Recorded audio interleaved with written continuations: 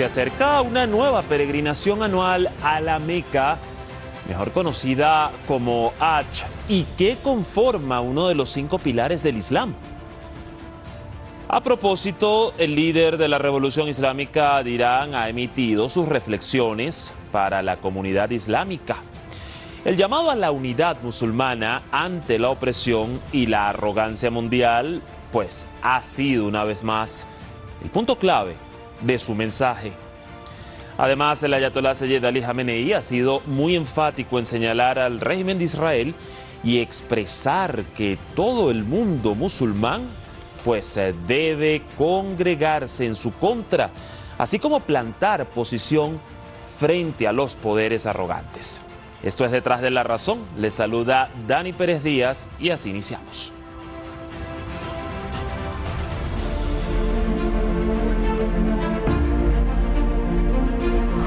La peregrinación anual a la Meca, ciudad santa al oeste de Arabia Saudí, es uno de los 5 pilares del Islam que todo fiel debe cumplir al menos una vez en su vida si tiene los medios para ello.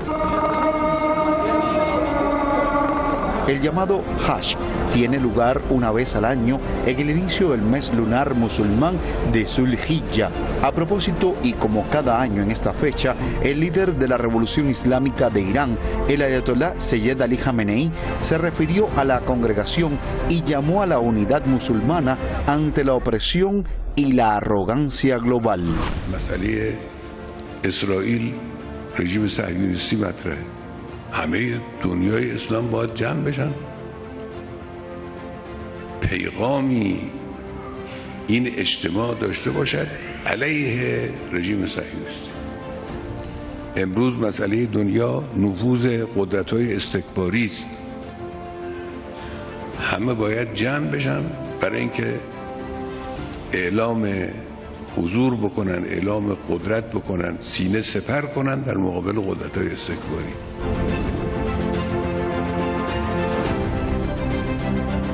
En una reunión con las autoridades responsables de los rituales del Hajj, el ayatolá Jamenei precisó que la congregación anual de los musulmanes es la oposición práctica del Islam a las discriminaciones geográficas y raciales. Puso como ejemplo los escenarios diarios en muchos países occidentales, donde no se respetan los derechos de los afrodescendientes e inmigrantes.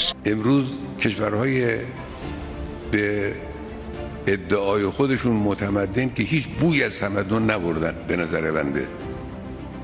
همین کشورهایی که میدونید که خودشون رو متمدن میدونن بقیه دنیا رو وحشی، اینا گیرن تو مسئله سیاه و سفید، گیرن تو مسئله نژاد اروپایی و نژاد غیر اروپایی.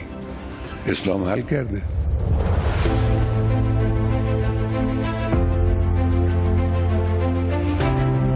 El líder de la Revolución Islámica consideró la visión internacional y extraterritorial del Hajj como un tema fundamental. Además, subrayó que la masiva congregación es una buena ocasión para que las naciones musulmanas se conozcan mejor y sepan sobre lo que ocurre en otros países directamente y no a través de los medios que difunden información falsa. شما میدان دارید، مجال دارید برای اینکه از مسائل جهان از نزدیک آشنا بشید، نه از طریق فلان روزنامه دروغگو و دروغ نویسی که یا فلان خبرگزاری کذاب خبیثی که در سطح دنیا اخبار پخش میکنه، شایعات دروغ پخش میکنه، واقعیات رو بارونه. این حج رو با این چشم نگاه باید کرد. Por otra parte, catalogó la falta de conciencia como la razón de la destrucción de una sociedad e instó a los musulmanes y los iraníes a mantenerse atentos ante los complots y las políticas conspiradoras de los enemigos, ya que según él, quienes están atentos a los acontecimientos que ocurren en todo el mundo nunca serán engañados.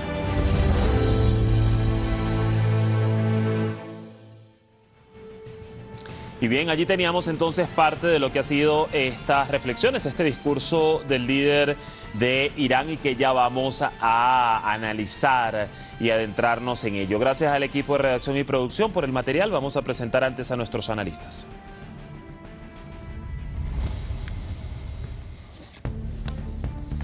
Hoy con nosotros estará el Sheikh Abdul Karim Paz, experto en asuntos islámicos, máster en teología islámica desde Roma, Italia.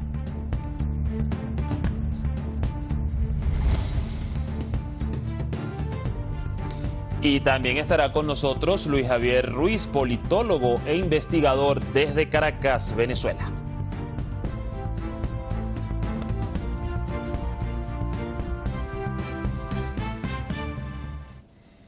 Ya están conectados con nosotros, les damos rápidamente la bienvenida. Sheikh Abdul Karim Paz, ¿cómo está? Gracias por recibirnos. Bien, muy bien, gracias a Dios y gracias a ustedes por comunicarse. Y también le damos la bienvenida a Luis Javier Ruiz. Te saludo, Luis Javier, hasta Caracas. Bienvenido como siempre al programa. Muchas gracias, feliz tarde. Yo quiero iniciar con usted, Sheikh, porque bueno, este discurso del líder de Irán llega, bien lo sabemos, en vísperas de una nueva peregrinación anual del Hajj. En primer orden, si puede explicarnos, además de ser uno de los pilares del Islam, ¿qué impacto tiene en definitiva esta conmemoración para la comunidad islámica y el mensaje para el mundo en general?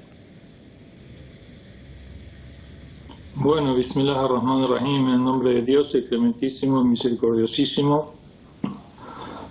El Hajj es un milagro en sí mismo, es la invitación de Dios altísimo, creador, Señor de los mundos, del cielo y de la tierra, a toda la humanidad, a reconocer su origen, su creador, a vincularse a Él y a recordar a los mejores seres humanos que han habitado en esta tierra, desde Adán hasta Muhammad, pasando por Abraham.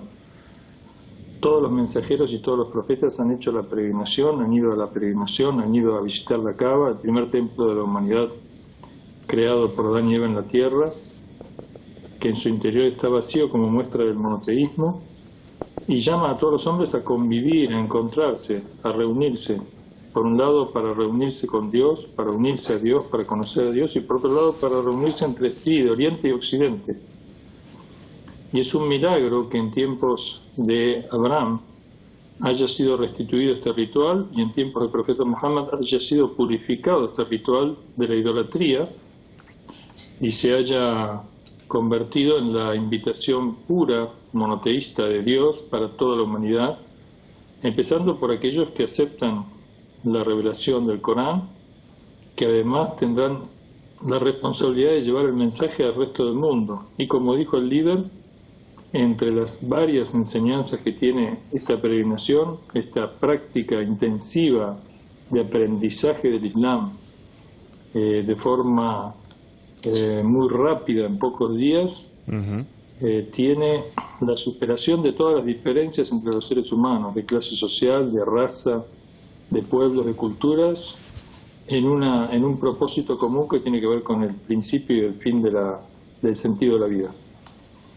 Bueno, una explicación muy clara para nuestra audiencia y para tomar en cuenta el significado que tiene pues esta peregrinación anual del Hajj que ya en unos días podremos observar.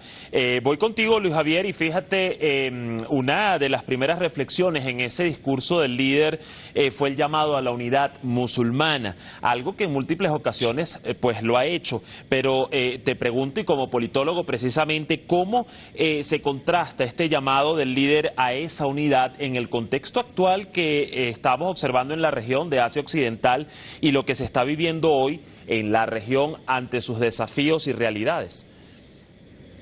Feliz tarde, nuevamente agradecido por el contacto.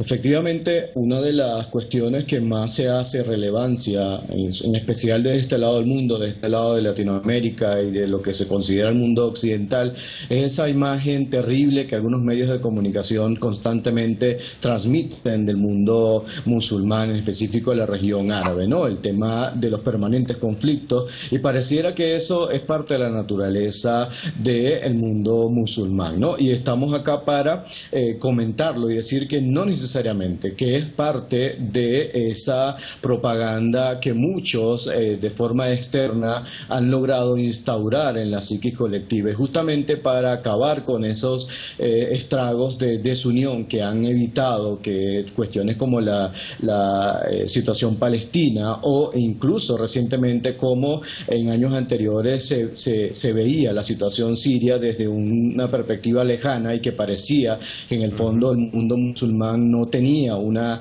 cohesión en relación a estos temas, es parte de los retos que debe enfrentar la comunidad árabe musulmán en el pleno siglo XXI.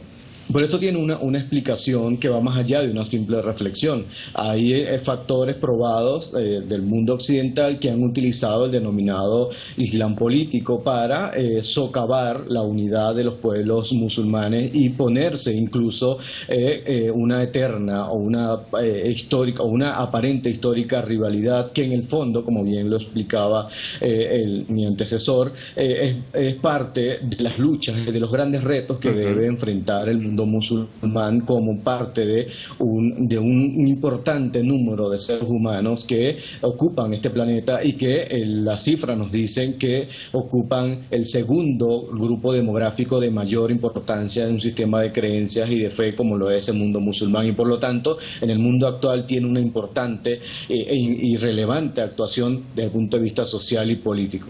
Así es, y que de hecho año tras año observamos todas las tradiciones y las conmemoraciones y celebraciones religiosas, pero que también tienen gran sentido social de este mundo musulmán, y que le dan la vuelta al mundo. Regreso con usted, Sheikh, y efectivamente hablando de ese llamado, ¿no?, a la unidad, a la umma islámica que hace el Ayatollah Jamenei ante la opresión y la arrogancia mundial. Yo quisiera preguntarle, ¿cómo cree que año tras año, y quizás en comparación a décadas atrás, esa umma islámica ha concientizado este mensaje y lo ha puesto en práctica? Quizás cómo se evidencia hoy más que nunca, y no solo en lo religioso, sino también en esa determinación y defensa ante adversarios como Israel y Occidente. Bueno, este va a ser el primer año que la peregrinación se va a hacer en el marco de un acercamiento político, cultural entre Arabia Saudita y la República Islámica de Irán. Por lo tanto, es de esperar que se vea reflejado en todo el ambiente y atmósfera de este Hajj realmente una situación sin precedentes en cuanto a la predisposición para el diálogo, para el encuentro, para el compartir de los musulmanes en un ambiente de mayor distensión, en un ambiente de mayor libertad, y por lo tanto es una enorme oportunidad que los musulmanes de todo el mundo tienen para verse a sí mismos, para intercambiar opiniones, puntos de vista, encontrar metodologías y formas y vías para contrarrestar, superar los problemas del mundo islámico, superar las divisiones y superar el hecho de que la comunidad islámica esté sometida a muchas distorsiones en la propaganda que desgraciadamente alejan a la gente de la realidad que se vive en el mundo islámico. Así que es de esperar que los efectos de la enseñanza de la peregrinación se hagan más patentes, más visibles en esta oportunidad y en este Hajj. Esperemos que después, cuando los peregrinos vuelvan a su lugar, nos traigan noticias de verdadero acercamiento, mayor hermandad y unidad entre los musulmanes.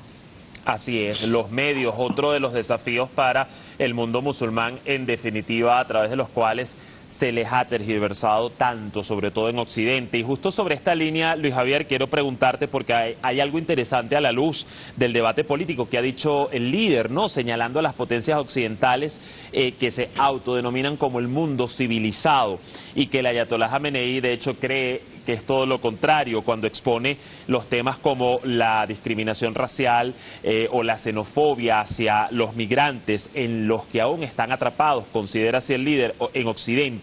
De hecho, yo me atrevo a insertar también la islamofobia, que sería otro de esos puntos. Para ti como politólogo y también desde Occidente, Luis Javier, ¿cómo o qué evidencia el Islam en contraposición a estos puntos? Una de las reacciones que estuvo inmediatamente el imperialismo estadounidense y el Departamento de Estado cuando cayó la Unión Soviética fue la necesidad de crear un enemigo, ¿no? Un potencial enemigo, y para eso se invencionó, se creó un nuevo concepto en las relaciones internacionales que era la lucha contra el terrorismo, e inmediatamente mucha gente asoció terrorismo con el mundo musulmán, el mundo islámico, pero además lo asoció con un carácter de incivilización, ¿no?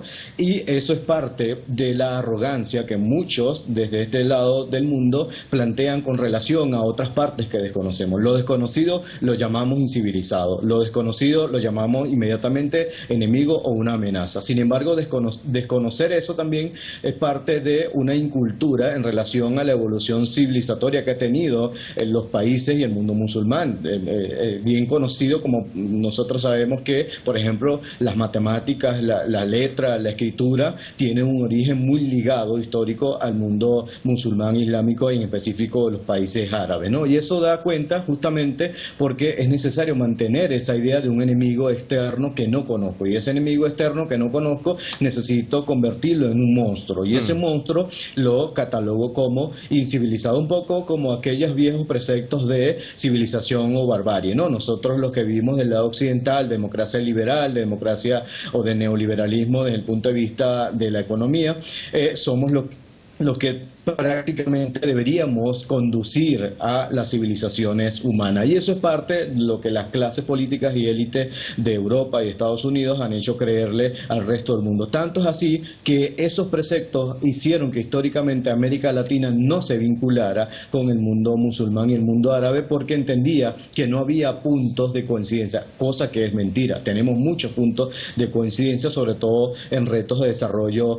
humano y en el alcance de nuestras libertades como sociedades autónomas, y que además tenemos un derecho de autodeterminación según nuestros preceptos de nación, ¿no? Pero además nos ha hecho ignorar otras partes del mundo musulmán, por ejemplo el norte de África. Nosotros como el llamado sur global no identificamos al norte de África como parte de este subsistema civilizatorio que es el mundo árabe, pero además mucho más grave, hay una nación en Asia que tiene la mayor población de musulmanes en el mundo. Estoy hablando de Indonesia, y para nuestros sistemas de análisis Indonesia no está ubicada dentro de ese mundo, porque pareciera que adrede se construyó una especie de musulmanes buenos y musulmanes malos, ¿no? Dependiendo de la posición política en la que te encuentres en un determinado momento, ¿no? Eso tiene que ver mucho con el sesgo político con la que las relaciones internacionales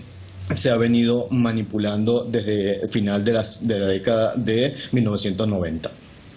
Muy interesante esta explicación que nos da Luis Javier, a la luz precisamente de lo que ha sucedido muchas veces con esa división que desde el propio Occidente se ha intentado hacer sobre el mundo musulmán, como bien tú dices, los buenos y los malos. Sheikh, ya yendo hacia las reflexiones finales, hoy por hoy, ¿qué debe cuidarse o mantenerse para que esa unidad de la umma islámica no se fracture a la luz de lo que expone el líder de Irán?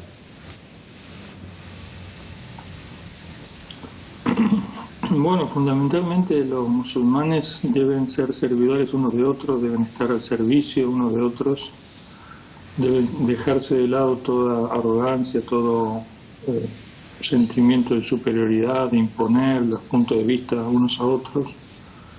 Tienen que reconocerse hermanos en la fe. Hoy se habla mucho del diálogo, y la primera obligación es el diálogo interislámico, es decir, y sin ninguna pretensión de dominación y de imponer los puntos de vista de unos a otros, debemos sentarnos, debemos juntarnos, encontrarnos para ayudar a los musulmanes que están sufriendo la peor parte de esta desunión y de esta debilidad, que son los pueblos que están sometidos a fuerzas enemigas, como el caso de los palestinos. Y en segundo lugar, terminar con todos los conflictos internos del mundo islámico. En tercer lugar, superar el tema de la pobreza, porque el mundo islámico es de los mundos más ricos del planeta en recursos, y sin embargo tenemos todavía muchos índices de pobreza entre los musulmanes, cosa que no debería ocurrir de ninguna manera. Entonces, con un mayor temor de Dios Altísimo debemos realmente superar estos temas, porque están dadas las condiciones para hacerlo. Y creo que es un momento muy importante, primero porque los mayores enemigos que han contribuido para la desunión de los musulmanes están en un retroceso, están en un debilitamiento, y vemos que en el mundo multipolar que va cobrando fuerza es de interés que los musulmanes estén juntos, unidos, para fortalecer juntamente ese frente multipolar. Entonces, las condiciones están dadas y dependerá de nosotros. Y seguramente si no cumplimos tendremos que enfrentar a Dios, vaya a saber con las manos vacías, Dios no lo permita. Así que este Hajj y todas las peregrinaciones anuales son invitaciones de Dios, como el mes de Ramadán que tuvimos reciente. Así es. Son meses para crecer, ¿no? Crecer en espiritualidad y por supuesto también fortalecer esa unidad en lo social.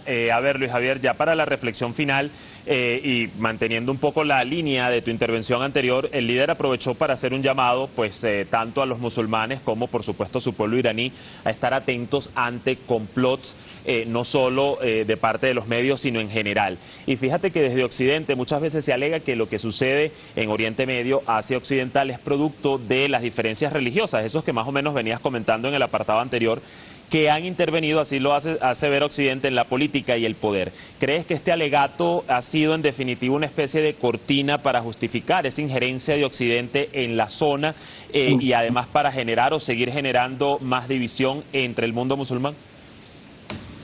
Efectivamente, así lo creo. En el pasado, por ejemplo, hubo teóricos académicos estadounidenses que crearon importante literatura para justificar el intervencionismo estadounidense en el mundo árabe y en el llamado Medio Oriente, pero que llevaba solapado lo que ellos llamaron el choque de civilizaciones. Y ese llamado choque de civilizaciones los ponían sobre una mesa diciendo que el pensamiento y la forma como el mundo musulmán se interpretaba iba a ser un problema para Occidente, ¿no? Lo exponían como una relación de amigos-enemigos, ¿no? Sin embargo, eso en el terreno nos hace pensar dos cosas. Si existiera, cosa que dificulto que sea así como se plantea, alguna diferenciación de interpretación sobre los preceptos religiosos y de fe, no se llevan al plano de la guerra ni del exterminio del otro. Lo que sí han construido Occidente y algunas potencias extranjeras es las diferencias por recursos, las diferencias por la tenencia de territorios, que ha obligado que se tengan que enfrentar unos contra otros, claro. Y es allí donde hay la manipulación del llamado Islam político, que responde a algunos intereses muchas veces foráneos y que en nada tienen que favorecer al pueblo musulmán o al pueblo, como llamamos acá en Venezuela, al pueblo de a pie, ¿no? Y esto ha hecho que la justificación central sea una relación entre supuestamente entre interpretaciones de fe y de religión, cuando nosotros sabemos perfectamente que, por ejemplo, en los territorios que le pertenecen históricamente a Palestina, incluso algunos judíos conviven perfectamente con los palestinos y que no son objetos de exterminio entre ellos mismos. Sin embargo, la propaganda anti-palestina o anti-musulmán nos hace creer que los palestinos odian a los judíos simplemente por ser judíos, cuando en realidad es una cuestión territorial, ¿no? Cuando en realidad es una cuestión de defensa del derecho al hogar, a la vivienda, a la paz, por ejemplo, ¿no? El derecho a la paz incluso va por encima de las percepciones o de las preferencias de fe y de religión, porque al final del día tanto los musulmanes como los cristianos deberían perseguir la paz, deberían perseguir la armonía y la hermandad entre los seres humanos. Pero a algunos élites políticas y económicas les interesa que haya tergiversaciones que permitan que la guerra sea una de las formas de entenderse más allá de lo que dicen las sagradas escrituras de cada una de estas corrientes monoteístas. Nos vamos a quedar con esta reflexión, Luis Javier, ya el tiempo se nos ha ido. Te agradezco enormemente a ti, al Sheikh Abdul Karim Paz, por habernos acompañado en esta edición de Detrás de la Razón. Hasta una próxima oportunidad. Que estén muy bien. Hasta luego. Hasta luego. Allí el panorama de la voz de nuestros expertos. Lo cierto es que el líder de Irán pues ha pedido a los organizadores de esta fecha esforzarse para que la palabra del Hajj evoque conceptos básicos como la civilización, la unidad contra la tiranía, la visión transfronteriza y la eliminación de las distinciones actuales que existen en las sociedades humanas. Mañana cambiamos de tema. Irán y Rusia siguen fortaleciendo sus relaciones estratégicas. Ambos países han firmado un acuerdo para la construcción del ferrocarril Rash Astara. Allí vamos a poner la lupa. Buena jornada, hasta mañana.